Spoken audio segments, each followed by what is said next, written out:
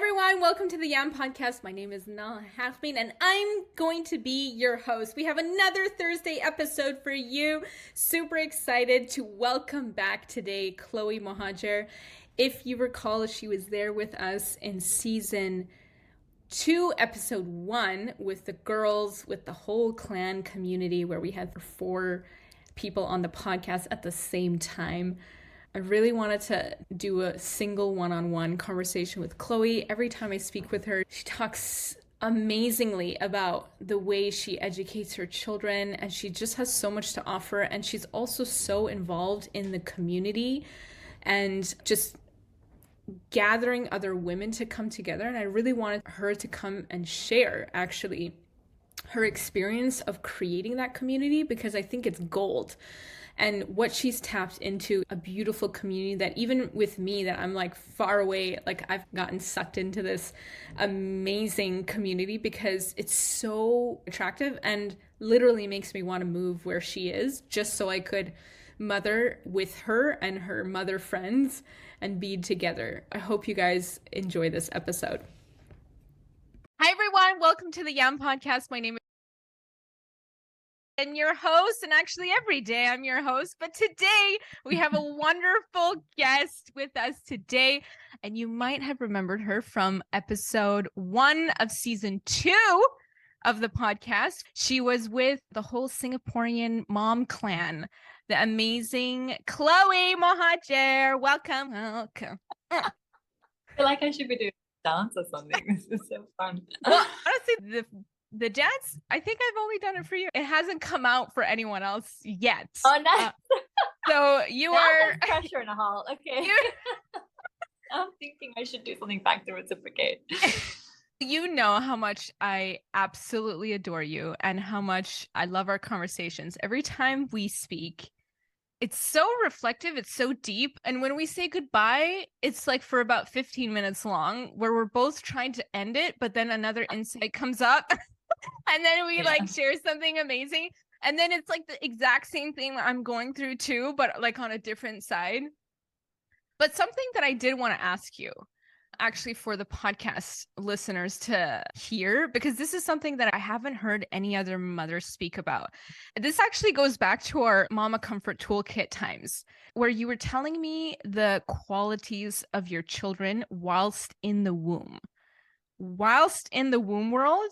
And actually at that point you only had 2. I think the third one, I don't think I even asked you what the last one's qualities were, but this like thought like really fascinated me when you told me about it when I was still in Singapore, that you told me this was something that really stuck with me.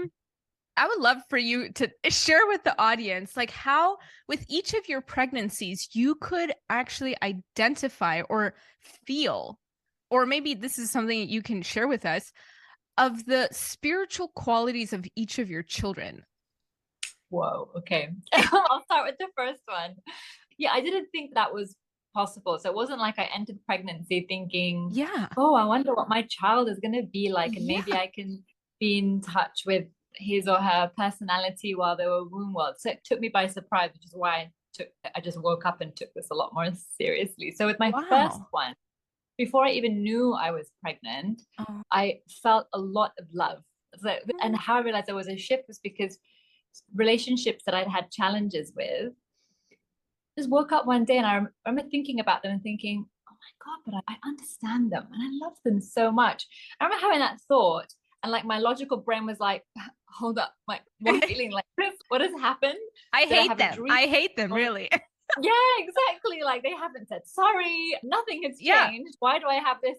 So my logical brain was like, let's just see how the rest of the day pans out. Maybe you're just hormonal. And it was good for a good 3 weeks of like feeling like floating on this cloud of love for all of humanity, to the point that I thought, maybe I'm dying. I mean, this is my soul's way of saying, I'm out now. You know, that's an analogy. Like we can't hold any grudges. Yeah, exactly. Where you're going to be free from the cage. I'm like, maybe this is it. And then just around that time, we realized I was pregnant. So I thought, okay, so it's probably not death related, but it is related. Birth related? Birth related. Entering. Exactly. But you know what? Maybe it's a death of your identity, because that's like basically the beginning of the death of your old identity. Oh, maybe we're getting too deep in here, but please continue. Really it was interesting because I've got Buddhist friends who said that to me. They said, maybe this is actually your transformation as opposed to the baby's effect on you. But I really felt this was her reality. Oh, this is my number 3. Let's see if Roblyn can hold the fort there. So before I get onto her dominant quality, so for Ari, I felt, and why I felt it was related to her was because when I delivered her, that feeling went. It was like she was with me, so I had this feeling of love, understanding, and compassion, and then she's out, and it wasn't. I had love for her as a mother, but I didn't have that same love for everybody else. And I felt, okay, this was her reality that I was vibing off and having a free ride experience for those 9 months. And it was really nice, but obviously it's not my strength. It must be her strength. So I saw that with Ari, and everyone's, oh, maybe Ari is just this really special, mature child. Maybe that's why. Yeah. And I'm realizing now it's not. I think every person, and Bahala talks about this. He goes that he's got the sign of his creation. So he has a sign of one of his attributes on everything that he's created, but obviously in the human being, he's got all of his perfections reflected in the human. We all have dominant like strengths that we naturally show. It's like personalities. We all have different personalities that just make us a bit different. And I feel we have the same with our spiritual qualities. But obviously our role in life is to acquire all the qualities and not just stay with our dominant one. So yeah, for Ari, it was love. And then I became, before I found out I was pregnant with my second Arden, I had this feeling of humility. Everything was okay. It's okay to realize I'm making mistakes. It's okay to realize I'm weak. And again, it was something that just, it's like something washes over you, that this feeling, oh, hang on. This is something else. Something is coming my way. Again, this is not my reality. This is somebody else's reality that I'm close to and I'm vibing off. And then a day later, I thought, let me test, because this feels like it did with the first pregnancy, where I'm suddenly overcome by this quality that I don't feel like I have. It's not coming from me. Yeah. I found out I was pregnant with Arden. So in my mind, I was like, oh, I wonder. My challenge, though, is not to be like, oh, like my firstborn, I associated with as being all loving. So to label her like that and be like, you are the all loving, you love everybody, because of course we're not like that. We may have an inclination or a tendency for it. Doesn't mean that she's always going to show that quality. So it's the same with my son. He definitely has a strong tendency to accept his mistakes. And people change all the time, but definitely as the child in my womb, I felt that. And then third one, it was assertiveness. And again, before I figured out I was pregnant, I suddenly became into boundaries. I had friends saying, oh, this is you. This word boundaries is now being thrown around a lot. So I had friends saying, no, this is you just waking up to this reality that you can't have people walk all over you. But again, I was like, there's something else happening here. And I tested, and it was, oh, I'm pregnant with Arisa. She's super strong. So this continued throughout. Like I became very assertive throughout my pregnancy. And with her, it was a very start when I delivered her and she was like a little bit separate from me. I didn't have that same desire to want to assert boundaries. Instead, I then appreciated because I'm innately compassionate. So I appreciated my compassionate side, but I'm watching my little one, seeing how she's experiencing the world with her way of putting boundaries and fighting for justice, clearly and confidently articulating what she needs to anyone, even if they're not wanting to hear it. She will raise her voice until she is heard. So I'm learning from her. This is the wonderful thing about humans being together, is that we all learn from each other. But definitely that experience of carrying a child in the womb, there is a spiritual connection there, and I felt it with those 3. So it was quite powerful. And again, it's not that these 3 are special. I think all of us have that, and we tune in. I'm pretty sure we get that. I don't think anyone listening to this is thinking about the kids being special. I think they're being like, you're special for being able to feel their qualities. And I was going to ask you, what you thought your dominant quality is. And you told me was it compassion? Compassion. Yeah. Interesting. Yeah. Like before, people would call it like, oh, it means that you like to please people. And only until this last summer, it was, it's a bummer. I always want to please people. Maybe it's because I'm the first child. Maybe because of XYZ that happened to me when I'm younger. I'm just more wired that way. And now it's, no, I'm compassionate and this is my strength and it's my superpower. And if I'm overusing it, like when you overuse a muscle, it becomes weak. If I'm overusing it, it just means I've got to use my other virtue muscles, other spiritual qualities, like bring in the assertiveness and the humility. Yeah. Exactly. Like in yoga, like it talks about how your children are like a test to you. And they're also meant to help you train your own spiritual qualities and stuff like that. So it doesn't at all surprise me that if compassion used to excess, which it says in the writings, that like if you show compassion, extreme compassion in just situations, like for instance, like I don't think this was the example that was given, but like during a Holocaust or like a massacre or something like that would be an inappropriate. So you need your Arissa's like qualities, which is assertiveness, to be like, nah, that is not the time for that. That's where the compassion kind of has to rein in. And you have the second for the humility and like the love that's like also there. So yeah. Wow. I love that. I really hope I can feel the same qualities of my kids when they're in the womb world. I can't wait to be like, do I feel anything? Is this any other thing? But being the third child myself, I will tell you, I sympathize with Arissa a lot. I feel her. I feel like the third one just comes out. Hey guys, everyone pay attention to me. Everyone needs to listen to me. The light is here. Okay. The light is here. Focus. So yeah, you're twins. You're twinning in the personality department. Oh my gosh. But I'll tell you, at least with my family, if Arissa's anything like that, the youngest, because she's the most difficult for you. In the first ever episode of the YAM podcast, I had my mom on, so you can go hear her pain of raising me. But basically now I'm her like greatest spiritual propeller, not in the most comfortable way, but also at the same time, I don't want to say that she has more love for me. I'm totally biased because I'm also the only girl, so it's a little slightly different. But the third one, because being more difficult and maybe because it was more challenging for you, there is a level of closeness because it's the last child that shaped your identity as a human. So it's like they're the ones that you thank the most for having shaped you. But of course, the other ones also, like, they're there. But because the third one's also usually quite more difficult or more bubbly or more just like out there, that the skills needed in motherhood are much more. The first two, you could have potentially even coasted. And the third one is, wait, what? Like, I need to go through school again or education to be like, I don't know how to deal with this. I don't know how to deal with this one. Yeah. I don't know. I never asked you before if you've ever actually tested the human design of your kids. I would be very interested to see what Arissa's human design is. No. Oh my God, we need to talk about this. So the human design, we talked about this on the YAM podcast too, so the listeners will be familiar. It's basically every person based off of their stars, on their energetic, they have an energetic constitution. So it's almost like everyone has their own type of engine, like car, right? Yeah. What type of oil you put into it and all these things are like, it matters for the type of car that you have. So this, what it shows you is like the kind of engine of the car that you have, the map of it. And then it shows you basically, it doesn't tell you like everything about your life, obviously, because where you drive your car, where you want to take your car to, how fast you want to go, all of these things don't matter.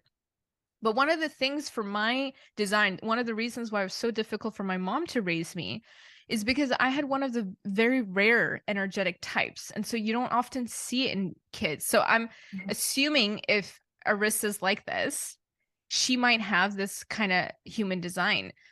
And it's basically a design that has a lot of energy at one point and then suddenly crashes. And so her energy is very unstable, not like the other ones, if they're more like consistent and stable. And you might falsely think that it has to do with their age, that they're more mature, that they know how to handle it. But no. And also, if you're having more difficulty dealing with Arissa, Usually it has to do with her going to do something without asking your permission and it being dangerous and you freaking out and like you needing to calm her down. And one of the things, if she is this energetic system that I think she might be, we don't have verbal processing. It doesn't come first. So if there's something that we think of, we just do it. We don't, it's an added next step sort of action where we need to identify it first in order to be able to articulate it. Whereas it's actually, so what ended up happening when I was a kid is that it would actually manifest in my sleep even. I would be sleepwalking and I would just open the door and I would literally walk out. And we were like on the 8th floor. And my mom one time caught me like almost about falling. I was like just like free falling, like down the steps. And she caught me. So that's actually in the sleep world how it showed up. But in the wake world, how it showed up was I would want to do something and I would just go do it. And I didn't ask her permission. And then later on, she would stop me doing what my thing is. And this is the thing with us. If we start something, we're also so in the flow that if you try to interject, the only emotion that will come up is anger. And it's not because we don't know how to regulate our emotions or things like that, but the surge is so strong that you're almost like stopping like a waterfall. So it's in order to distract us, it's like we can't actually stop what is coming out of us because it's so powerful. And the thing is that we're like a rocket, that we don't have like unlimited fuel. So we only, once the fire is in its heat and burning, it's like, I can't stop that kind of stuff. Especially when you're a child, you don't have any awareness of this. Like with an adult, I have to really struggle with it. I have to really prep people. And if I'm in a flow of some state, like everyone needs to back away, like step back. Don't come to me because I actually don't have the verbal skills in that moment to be able to tell you and articulate with you what is happening. It's almost like afterwards. But what they say with manifestor children is that you have to train them to say, you can go do anything. You just have to tell mommy first. That's it. And then they build the capacity to do that. Obviously, my mom had no idea about what human design was. Like, I didn't even know until a couple years ago. It was like 2 years ago. It was during the pandemic that I found out my human design. And I was like, this makes so much sense. And then I was like, oh my God, like I didn't understand anything that was happening in my life. But this was like, I came to a point in my yoga practice where I was like, I got it. I got it. But there was nothing that really shifted and majorly changed like a paradigm.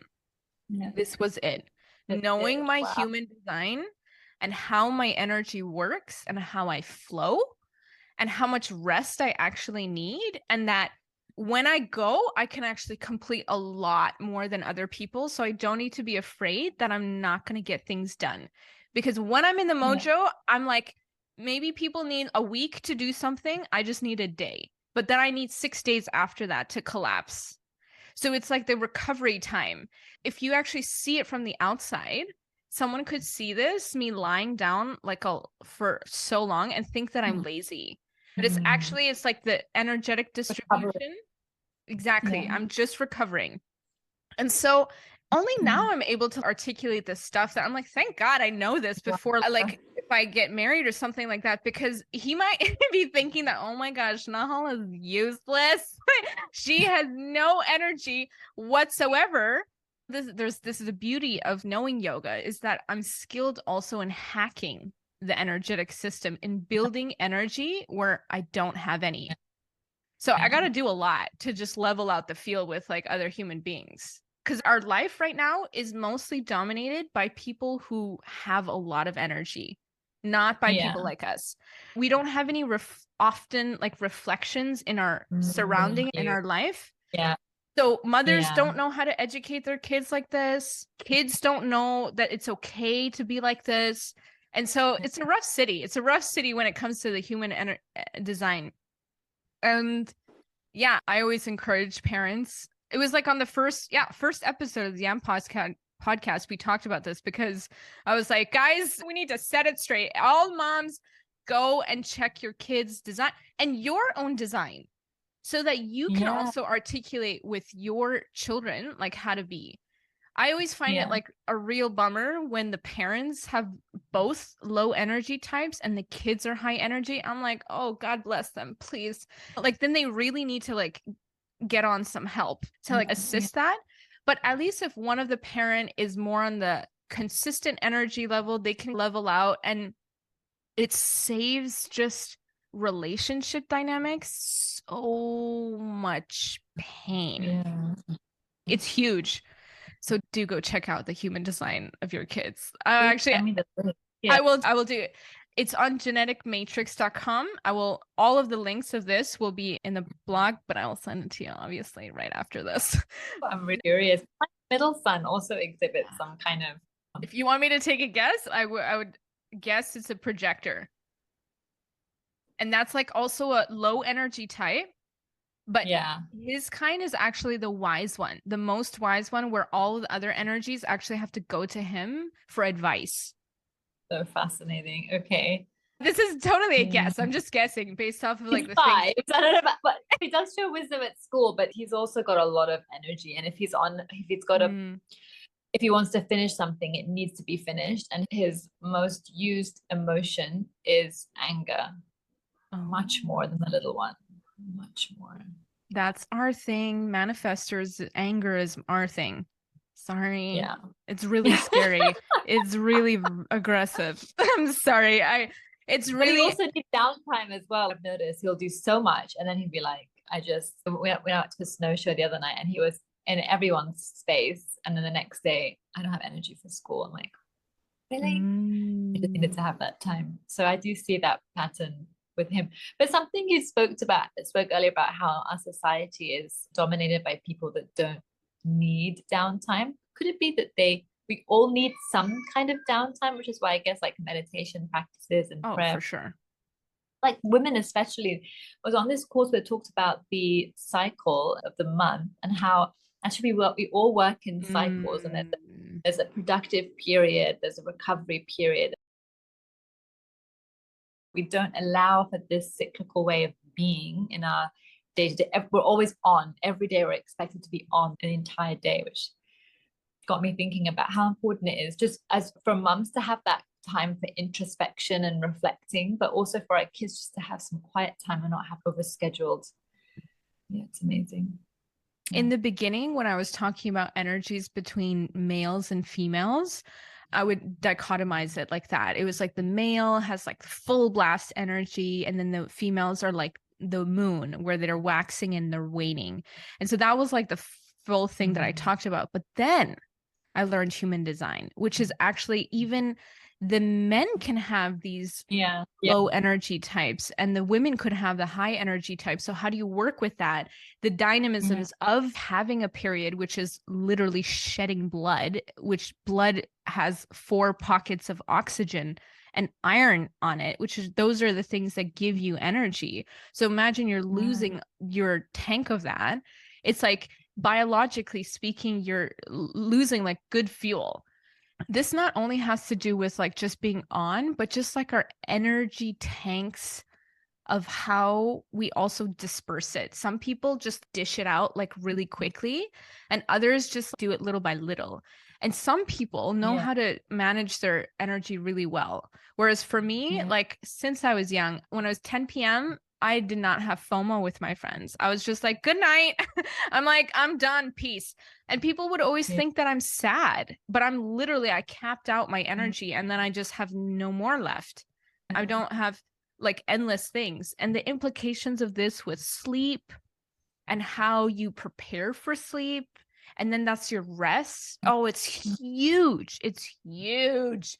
So definitely what you said, but majority of our life working from a 9-to-5 job is a job of a generator or a manifesting generator, which are the other 2 types, which they have more consistent, leveled out energy.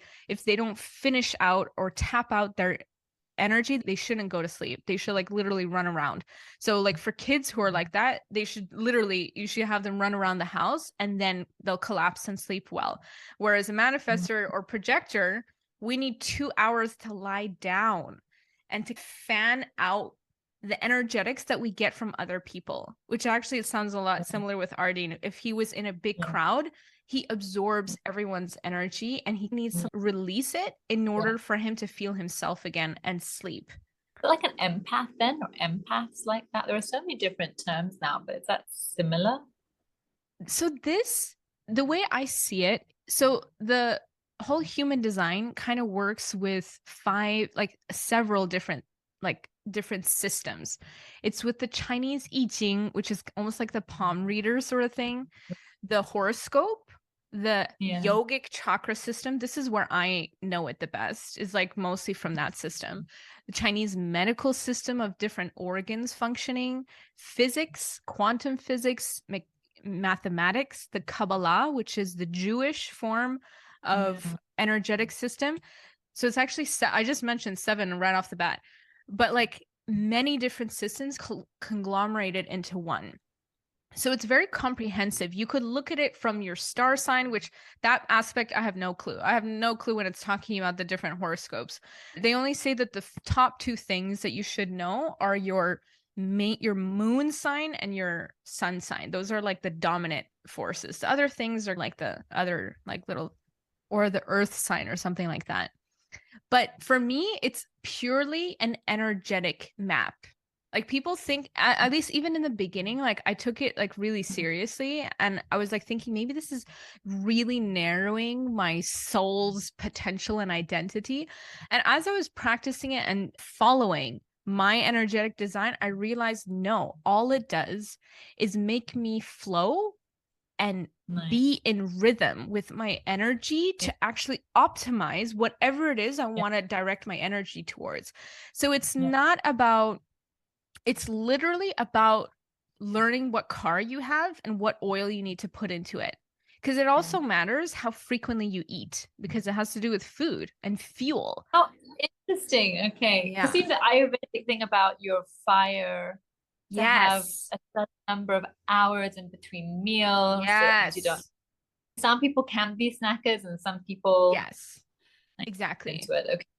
Exactly. So it's, if you have that kind of explosive energy type like mine, you need to feed me in a very different way than to someone who's like a generator who like completely caps out their energy and then has a whole bunch again.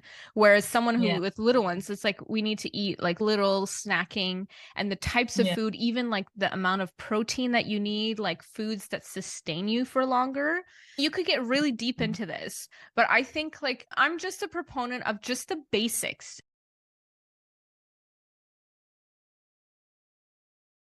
If you just know the basics, and then later on, if you want to know more, then go for it. But it's pretty hectic. It's pretty hectic. I don't know if I stuck with it because I knew yoga and I halfway understood the energetic chakra system, and it was just a little bit more complex. But usually when other people see it, they're like, what is this? Did someone take you through it, or you just read the website? Is it like a guide or a... Okay, so for you, my love, I will fully explain to you. You'll be my guide. I will be your guide. I will be your guide. I do this as with my clients, but for you, you're my friend, so I love you. But yeah, I'm totally going to do that for you with your kids. I also love your kids, so I actually really want to see what they're like. But usually every time I see a chart, there's a whole story about this person that I see before my eyes. I'm like, so this might be an issue that you're working with, or this might be, and it's like just so obvious based off of the map. And people think, they're like, how did you know that? I'm like, really, if you know how to read the map, it's not like voodoo or anything like that. It's like literally, it's like, you know where the energetic systems are and you know how it works, and it helps me tremendously help my clients. But I really think everyone should know it. I think in the beginning we get a little obsessed over it and then we forget about it, but then we realize we need to come back to it. We're not really practicing it, and then we're like, our energy, we're not feeling off, and then we're like, okay, wait, what am I actually supposed to do with my purpose levels and sort of things like that. There are purpose levels as well. This sounds so complicated. Yeah, it can get really deep. Like one of my friends, I recently read her thing. Actually, it was a YouTube video I made. You can actually go watch the full-on reading of the different things. Actually, you could do that too if you want. You should do that additionally, but I've already offered and I love you and I will do it. But if there's anything that you missed, you can go back to that video. And one of the things of that chart in specific, I know she loves to do farming and stuff like that. And her root chakra, the one is on the base, like that's very grounded, has the most like lit up like charts and stuff like that. So it's, you know, that inclination, that natural inclination is there. My throat chakra is lit up. It's obvious where I have a podcast, I talk to people, I interview people. So it's like, it makes sense. Yeah. So it's like, you can see qualities like this, but of course, where I choose to use my voice could be anywhere. Yeah. Like, it doesn't say necessarily that it's a podcast that you have to express yourself on. But yeah, I didn't think we were going to talk about this, girl, but hey. Always surprised. I'm learning something completely new. It's like blowing my mind right now that there'll be a map. You talk about how, kids don't come with instruction manuals. It sounds like they do. If we do this human design. Yeah, they really do. At least with this, they really do. When one of my nephews was born, I was like, oh my God, guys, like the first one was really chill. The second one is going to come out like a lot more powerful. You guys got to get prepared because like you guys energetically need to be mindful. Like the first one, put him down for naps. The second one probably can go for less. So don't compare it with the second child. Also, this is what parents end up doing, is that they think they need to have a schedule and they need to have a manageable time, of course. Like you can't like just do everything, right? But then when you have this human design, you realize that each child needs something very different. If you knew it in advance, either when the schedule gets disrupted, sometimes, you know, you just got to do what you got to do. You can't like have two totally different schedules. You can't have, it's like, you got to do what you have the energy you yourself can handle and manage, and also see like what the whole dynamic of the family is, that you have to hold the fort down, right? You can't lose in this whole thing by just like trying to take care of every single child's like needs. But it's just like knowing the basics, I think really helps. And like never using the same methods that you did for one child for another. And I think there's also, even in parenting, I don't know how I'm going to communicate this in the future, but like how one child needs to be and how you explain that to another child and have different expectations of them. I'm like, I don't know. I don't know how I'm going to navigate that situation. But based off of the human design, everyone literally needs something very different. So the way I would treat each child would be completely different. And maybe, I'm sure I'm going to hear, that's not fair. Or like, no, I haven't. Maybe this is where I can teach you and then you can tell me what you've learned. And then I'll benefit from the wisdom later. I just had a thought about this because there's that distinction between equality and equity. And it's a conversation I had at home with the kids, that you don't get the same, but you're going to be treated fairly, because what you may need will be different to what your younger sister needs. So for instance, really basic, you're cutting a cake and you're giving each child a slice. My 2-year-old slice is going to be very different in size to my 9-year-old slice. But of course but they're the different size. I'm like, the point is you're getting the right amount of cake for your body. That is fair. When you're looking at the sizes and you're hung up on the lack of equality, but actually, guys, there is equity there. There was this really nice picture that was circulated on Facebook about that, where there were kids who were trying to look over a fence, and there was one stool and they gave the stool to the shortest kid because the tall kid didn't need a stool. And one person could say, that's not fair, I want the stool. But as you can still see with your height, whereas the little kid can't. So there is, it's an interesting conversation to have with kids. But on what you're saying about what works with one child and not the other. So I've noticed with mine, I saw this TED talk and she was talking about how people have, and it must be tied to human design, different motivators. So my eldest is motivated by safety, whereas the middle child is motivated by power. For instance, the rule is you can't go outside of the house without telling me, because we live in a pretty safe condo, so they can technically just go downstairs and play in the garden. With Aria, it's not safe. I need to know where you are so I can help you stay safe. And then with my son, it's, I want you to have the power to choose when you go down, just let me know. So it's like a different instruction given. And my youngest, I'm still trying to figure her out. She's 2, but for her, she actually does care about how it impacts other people. So she's got a social side to her. And it was one of the different, there were 4 different motivating that this particular person has come up with in this TED talk in her research. I can't remember the 4th one because it didn't resonate, but the first 3 I remember thinking, oh, each of the kids have. But yeah, so with Arden, it's all about, you can choose, you can decide, but it's like there are certain strict kind of boundaries. Whereas with Ari, it's this is going to help your body feel better. This is about health and safety. She gets it and she loves that. These are the rules. She loves it. Whereas my middle one doesn't like rules. Wow. Even though he is following them, but he's following them because he thinks he has a say of when to follow them. Because he also thinks he has a say as to what those rules are. So we also have to be genuine in the way that we consult with him. I think having a genuine conversation about, how you can't just run downstairs because I'm worried. You need to help me out. I'm worried about you. And so I'm going to be stressed out. So you use your like superpowers and save me from that worry. Oh, it's like a different. Yeah. I think that one's a manifester. The second one, now that you describe him, definitely. We don't listen. We don't listen at all. If you dare tell us what to do, you will die. Yeah. It's literally, but I will tell you, manifestors also they really know. This is what my therapist actually told me recently is, no, this is it's the last thing you need to work on. That's it. It's the last thing before you really make it out there. It's like you need to let go of the resentment of when you were a kid. You told your parents what you wanted. You told them what you needed. But no, they went and did their own thing. So it wasn't like some kids, they didn't know how to say it. I'm not that. I knew and I said it and it was not respected. That's like where it was this sort of like kerfuffle where my pain comes from, and being like, I could have done this if only I had the support that I needed. If I told you what I needed, like I wasn't confused. Like I could articulate and all these things. I can see you using your mama compassion on me already. I can see it penetrate. I'm like, it's good. It's good. Use that with Arden because he's going to need that in the future for sure. But yeah, I'm totally curious of like what his human design is right now. Oh my gosh. All right. Let's talk about the things that we actually wanted to talk about. Because let's go back. I don't even know what they are.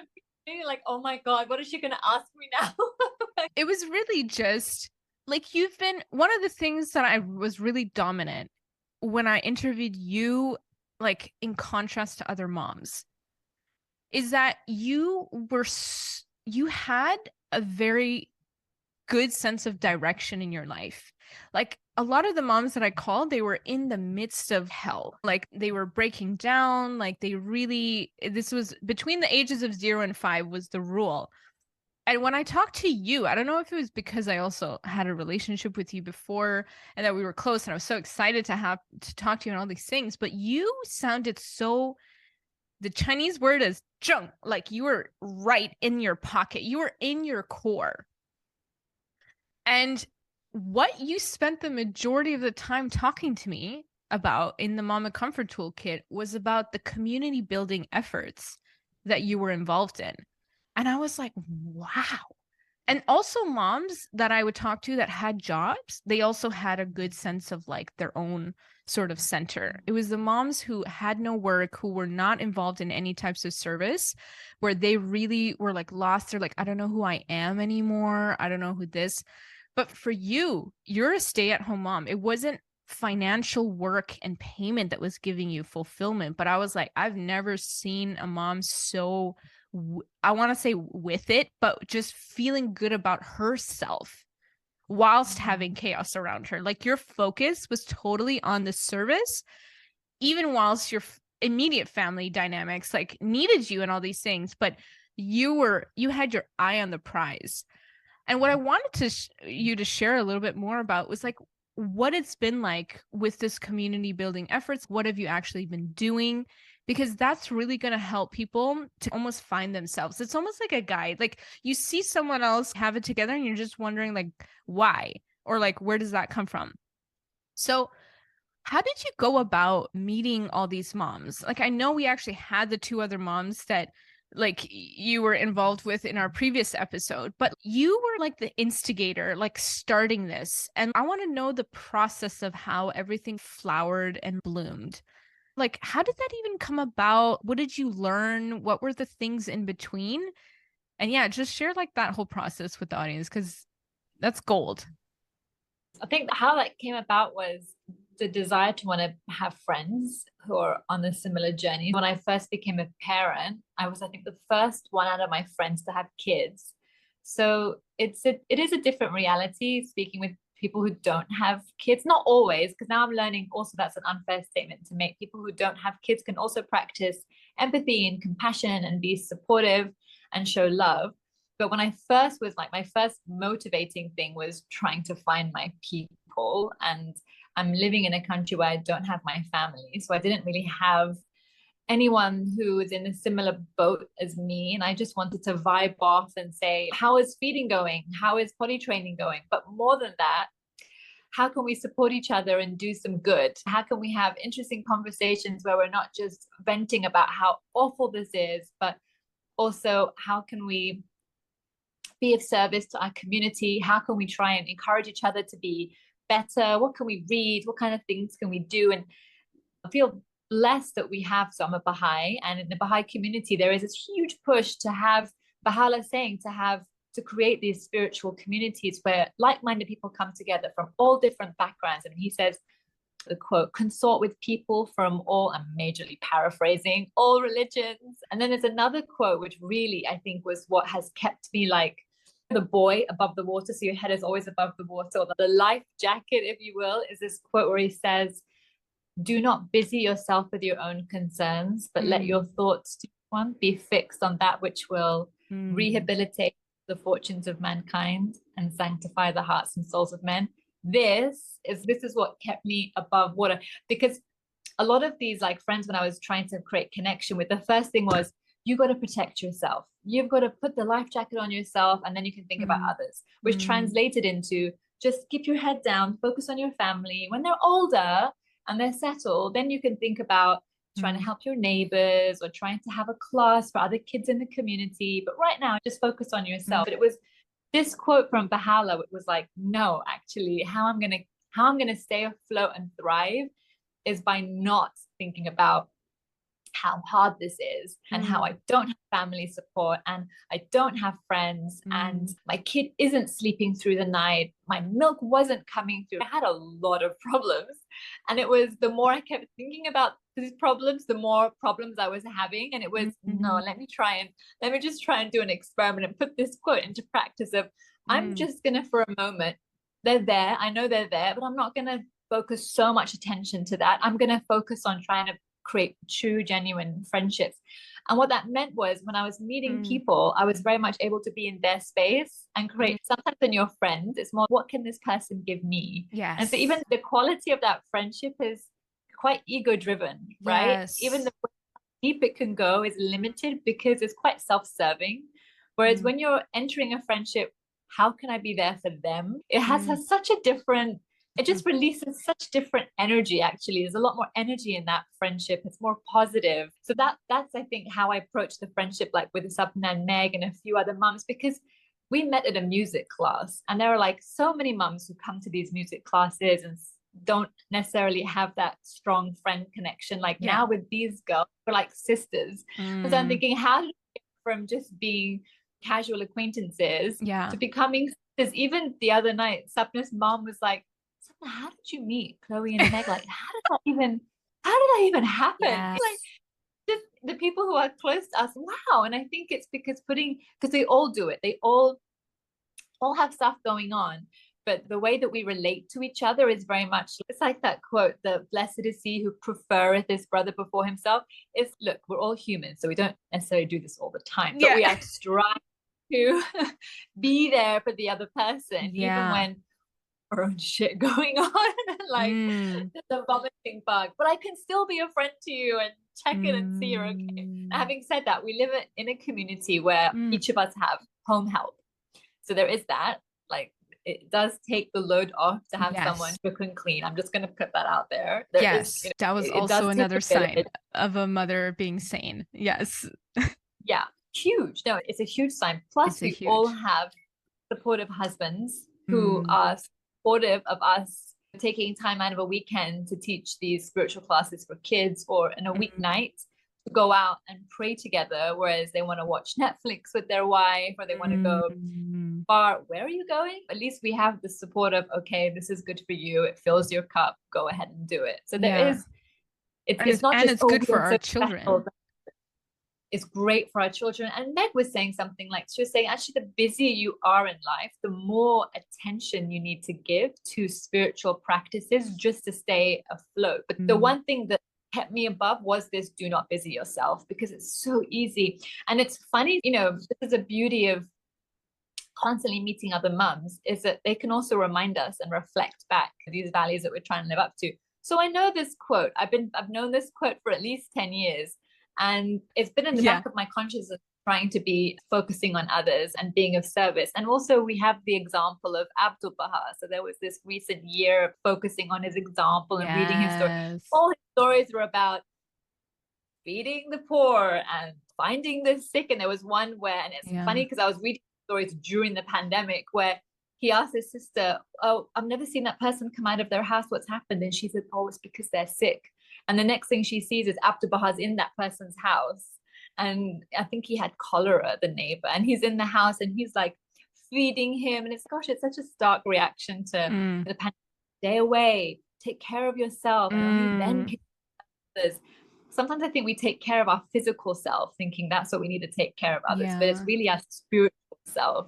And by serving and praying, we are feeding our spiritual self, and that gives us the energy to do those things. So then I meet this Japanese mom, and she doesn't speak English very well, but I really liked her vibe. And another friend really liked her vibe as well. And so we said, do you want to study some material with us? And that way, like, your English may improve and we get to become better friends, because we're like having spiritual conversations about the good in each of us, so we can support each other in our journey with motherhood and life.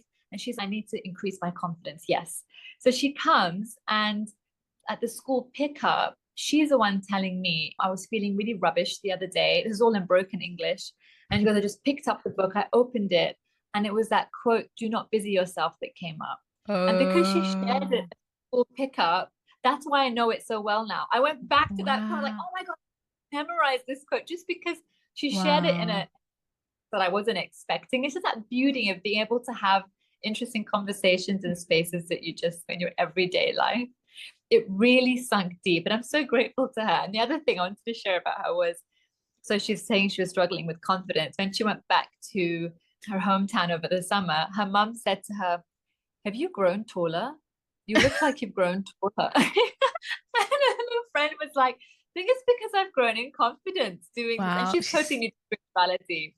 She must be whole different. She didn't notice that about herself, but it was her mum who hadn't seen her. How are you growing? And this friend is like, not growing. I must be, I'm giving off. So hearing stories like that is just, we are all we're all thirsty to know our true selves and the nobility within us. Not all of us know how to access that kinds of spaces. It's just such a cup-filling experience as my friends are going through these transformations, I'm going through my transformation, because we're all encouraging each other. So it's really, really wonderful. And the other night, we were walking with this new neighbor, and we walked outside the Hindu temple, and she was like, should we say a prayer? And I just, yes, this is such a cool thing. Like, I barely know you, and you're talking about praying outside a temple on the street while people are walking past. That's like, it's so nice to normalize some of these things. Like, it's totally okay to say a prayer. So we did that, and she said, let's do this every week. We just go for our prayer walks. We pray outside the Hindu, the Chinese, and the Christian temple, because they're all in Singapore. They're really good. They have them all in one place, way of encouraging religious harmony. I love that. So this is the thing with your community building efforts as well, is that you have so many religions of people coming together that really truly harmoniously coexist, not in name, but in actual action. And you can see it very visibly. Tell us, like, what were some of the qualities that you needed to develop or see in others or foster in others, or like in order to let that happen? What was the attitude that you needed in order to do this, so it's not you're trying to push your religion on someone else, but it's really about what have you learned basically in this whole process of including so many different religions together in the community building efforts? Such a great question. I think the first thing was there are lots of things, humility and empathy. I remember when somebody once said, one of the friends were like, yeah, let's do something for Birth of Baha'u'llah. How happy it made me feel. And then I thought, hold up, have I ever said, should we do something for Diwali or Hanukkah? Or like, it was like, no, I need to also joyfully initiate and have these spaces for other people. Because in the same way that I felt that joy, I want them to feel that me, who as Baha'is, you believe in all, but still in their eyes, not like a adherent, wants to create space for that. So that was a big lesson. And the other one was to offer, to assist other people in their own like spiritual holidays and stuff, holy days. Yep, and to stand with them. So not be on the outside of the circle and say, what's that like for you? You tell me your practices, but I'm over here. I'm not going to do it. Just you tell me about it and I'll watch you do it. Yeah. Versus I want to get in the circle and I want to do all the things you do. I want to come to the Hindu temple. So we went to the Hindu temple and we pray the way that they did. And oh my God, the look on their face. It's like such a wonderful experience. Like, of course it's amazing. If we went to Haifa together and prayed at the Shrine of Baha'u'llah, levitating. So I can give you that experience of, I'll do it. So that was one big one that I learned from them. And the other thing is, it's humility. So there's this idea of, so I've done kids classes for about 17, 18 years. Okay. But this new group of mums that I'm doing kids classes with, I've learned to be like, I actually don't know what I'm doing. I'm learning. I'm a real learner in this space. We are walking this together. We're holding hands together. Whereas in the past, I think what I probably would have said would have been like, I've done this for 10 years and this is what works. So we should just go with that.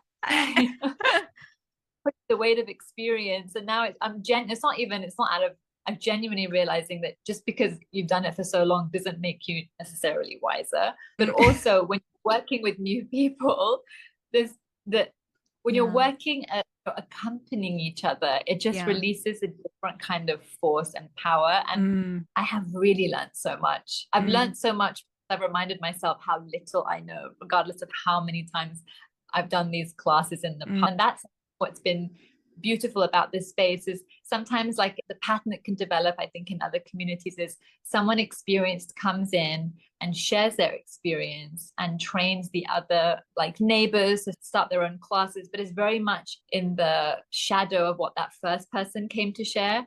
Whereas what we're doing in our community is we want to create this spiritual space for our kids. And there is some guidance. So there's this thing called the Ruhi Institute, and they have these courses and they teach you the right attitude, helpful attitude to have when we talk to our kids. So we're using that.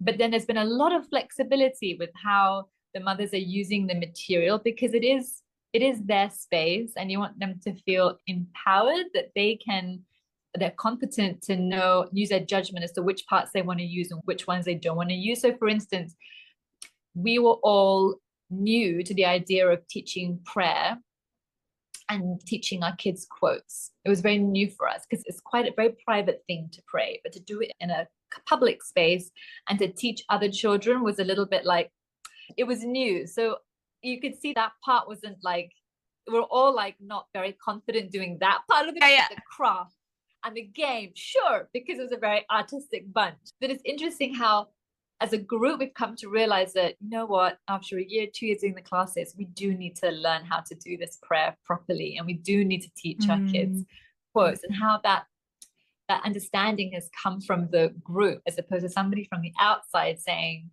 no, guys, this is not how the classes should be. They can be much better if you talk about God and you have the prayer and you have the quote. They've come to their own understanding themselves. So it's that, yeah, I guess it's that humility, it's that trust, it's having that love, true love for the other person, where I'm going to put aside what I know and what I think is okay, because I prefer you to say what you think is okay and what you want to do. And that I want this space to be comfortable for you, not necessarily comfortable for me. And that has just, I think, made it an attractive, and more people are coming to this now. There are about 37 kids who are part of these classes, and more mums are coming because people are thirsty for this, but also thirsty for a space where everybody is accepted, and it's not one way of doing things which is dominant. I don't know if I'm making any sense, but totally. The core of all religions is that the child is noble, and that we have all of these gems within us, that man is a mind rich in gems. And like all the mums that I'm speaking with, regardless of whether they even believe in God or not, we have a family who, I'm not sure I believe in God, but I like this whole gems concept, so I'm sending my kids. So we're teaching the kids prayer, and the son will say, but I'm not sure I believe in God. And that's totally fine. It's great that you're actually asking this question, because you have to investigate this for yourself. And then some of the other kids in the class are saying, but if you don't believe in God, then who do you think made everything? It's like interesting. These are 5 to 7-year-old boys. We're having this conversation between them, and it's like, yeah, no, I guess I hadn't thought of it that way. The 7-year-old boy was answering. I thought, this is so precious to create that space for the kids, but also how the mom felt like, I can send my child to this, because it's not like he's going to be converted into any religion or only taught one truth, but how, he's being taught a universal truth. Hala talks about how all of these religions is a changeless faith of God, eternal in the past and eternal in the future. And it is essentially to know our true design, like our human design. This is Hala saying, this is God's spiritual design for you guys, and it's everyone's birthright to know. So it's to make these spaces open and accessible. I think having that kind of attitude of truly listening to other people's needs and reading their reality is really important. And putting aside your own self. It's a huge one. And also the other thing, somebody said this today and it really resonated. And it goes back to when you prefer somebody else over yourself. When people say, oh, thank you for XYZ, and we want people to give us credit for what we've done. This is a huge block to service. If you're doing something expecting someone at some point to say, I see you for the service that you do, I think it limits, because invariably people are not going to see. And then what are you going to do? You're going to be like, I'm just going to hold back, because what was the point of all of that? They didn't see the sacrifice. I didn't do bedtime with my kid to come here, and they're not thanking me for it. They're thanking this other person. And it's, because when you get yourself in the way, you stop yourself from truly being of service. So it's like a constant kind of, the assistant self keeps trying to prop its head in itself, because who are you really doing it for? If you believe in having that faith in God, is everybody wants to be seen. And when you have that faith in God, it's like, he sees me, I'm good. Like, he's always seeing me. I don't need to have another human being necessarily see me. If I can tap into that faith, then, and of course, because we're human beings, God will give his acknowledgement through people like Nahal, other friends who out of the blue call and say, oh my God, you're amazing. I'm like, really? Thank you. Go props his ugly head back up. Okay. Oh my gosh. That actually really reminds me of a story that happened recently. I gave like a presentation of an amazing program that I created, and I was like so like joyous, and I was like so proud of all these things. And people were falling asleep, yawning, and couldn't keeping their things. And you have no idea how much of a hit this was for my ego. I was like, I've actually never spoken to any human being that have never paid attention to me. First of all, to begin with. But then in this time, when I'm talking about something that I'm like, I created, I poured my life, blood, and soul into it. And in that moment, that context for that reaction to come out, oh my gosh. And literally, there's 2 Universal House of Justice messages that I recently read that both have this quote called disinterested service. And I didn't even notice that the first one was in the March 2013 message to the believers in Iran. Right. And then the last one was literally on November 1st, 2022. And I was like, I read the recent one just now, but then we went back and we studied the old message. And then I was like, oh my God, this phrase popped up twice in the same letter that I'm like, this is definitely like a theme in my life right now that I need to practice, is that whatever I do is to have disinterest in it. Don't be so invested in it that it stops me, because even though I don't think I'm expecting fruits from this, if someone were to react like that when I'm trying to offer a service that I think is amazing, I realize I'm not offering it in this disinterested way. And I'm like, that is where I need to like really work on, is like offering things in a disinterested way. Because if it was like that, then people would not feel so pressured to also have to agree with it or something like that. But also they see that my intentions are pure. And even though my intentions are pure, sometimes if I come on too strongly, then they get confused and clouded by my enthusiasm, trying to be like, am I trying to like mess with them? Am I trying to like cover up because it looks so convincing, but then it's so aggressive almost. And so they're like wondering, it doesn't look like she has malintentions, but she's so in your face about it that it makes you question. And I think that's where I need to rein it back in. And even though when I presented this, I was actually disinterested, but I realized after reading these two messages how much more disinterested I need to actually be within myself. Like I was really presenting it like, sure, if you guys want it, if you guys don't want it, and things like that. But secretly, when their faces were not paying attention to me, not even caring about it, looking at their watch, just like eyes everywhere except listening to me and watching the presentation. And so it was a good lesson. It was a good lesson for my ego to be like, humility and humble yourself. Like not everyone's interested in everything you have to say. Okay. There's also this thing of, but it's something I'm noticing is it's not you anyway. Like I've noticed if I don't show up for something, somebody else does, it's still an amazing session. Everyone's raving about it. And it's because it's not really me anyway. It's like, there are these spiritual forces and it's there for everyone to take. And I think that's the beauty of recognizing our oneness and being able to rejoice in somebody else's experience, is to be happy for you. Of course I'm happy for me because we're connected. So I really want you to succeed and thrive. Actually, I'm part of that. I'm with you. Yeah. But works in community is really fascinating, and we're all learning together how that works, and it's really beautiful. So it's really nice because in this group there is not one, and sometimes in a group there's one leader or one dominant. There isn't.